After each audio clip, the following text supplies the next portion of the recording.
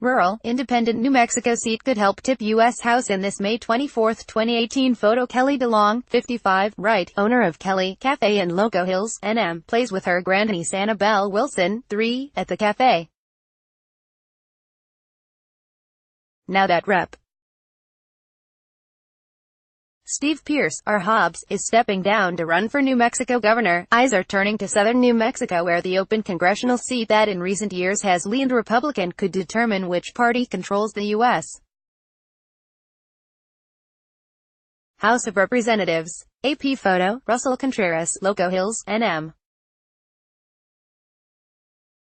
AP, as primary season sets the stage for the midterm elections, a sprawling New Mexico district that stretches from the U.S.-Mexico border to oil fields near Texas could help tip control of Congress. The 2nd District's longtime Republican Congressman Steve Pearce is stepping down to run for governor, giving Democrats their best opportunity to recapture a seat they haven't won since Barack Obama was first elected president in 2008. It's the most Hispanic congressional district in the most Hispanic state, and registered Democrats outnumber registered Republicans. But the district's conservative-leaning independents have intricate views on water, immigration, international trade and oil production. That makes any election outcome difficult to predict in this region of oil wells, picturesque forests and narrow, rural roads. There's a lot of anxiety around these parts. Kelly DeLong, the 55-year-old owner of Kelly's Cafe in Loco Hills, said after a busy lunch hour serving rig workers. "We're okay today," she said before looking up as strong winds pushed the door open. No one entered. Tomorrow, who knows?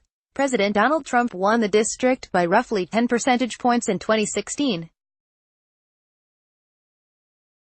"We're conservative, but we don't like anyone telling us what to do," said Tammy Cavett, vice president of Lobo Nut.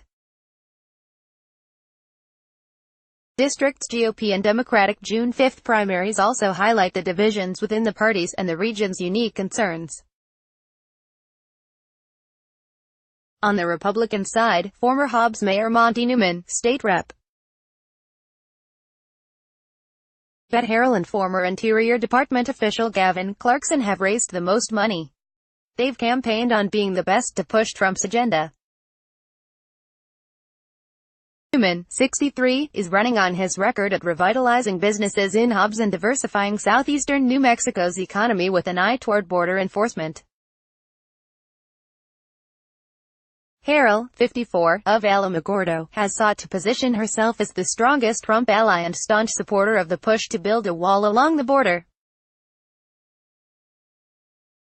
Clarkson, 49, a Las Cruces business professor and member of the Choctaw Nation of Oklahoma, said his brief experience as a senior official in Interior Department under Trump better suits the state for energy and tribal economic growth. But the full-throttle embrace of Trump worries people like Alex Sierra, an Acme Mills plant manager in Santa Teresa, which sits near a border fence with Mexico. Sierra doesn't like Trump's threat to end the North American Free Trade Agreement. Talk of repeal has created angst among manufacturers and suppliers seeking to expand and compete with those in Brazil, Sierra said.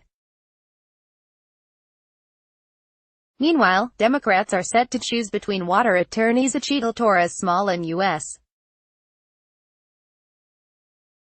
Coast Guard veteran Madeline "Mad" Hildebrandt. Hildebrandt entered the race as part of the Trump resistance movement but has complained that state Democratic officials have tried to force her to quit despite an early fundraising spike. The gun owner has promised to fight what she has called Trump's anti-environment, pro-fracking agenda. Torres Small, the granddaughter of Mexican immigrants and the wife of a state lawmaker, has rarely mentioned Trump's name on the campaign trail. She tells voters she's a gun owner who postponed her honeymoon to go hunting. "Inside her freezer are elk, deer and antelope meats, and green chili," she said. Unlike previous Democratic candidates in the district, Torres Small is embracing the area's oil and gas economy and vows to help fix and expand highways to prepare for increased production. Along, the cafe owner and a lifelong Republican, doesn't think she could vote for a Democrat even though that candidate's platform includes a place for oil and gas. For Democrats to win, they will need to get people like Jose Espinoza, 18, to the polls in the general election. He lives in a battered trailer in Vado with his 19-year-old Mexican-born wife and their 4-month-old baby. He picks onions for around $50 to $100 a day to support his family. Espinoza believes he has too much on his mind to vote. "I don't think the politicians understand what we are going through," Espinoza said, while sticking a screwdriver through a hole of a dilapidated microwave to get it working. After a few seconds, a microwave light goes on. "Maybe I'll vote, ______. Associated Press writer Russell Contreras is a member of the app's race and ethnicity team.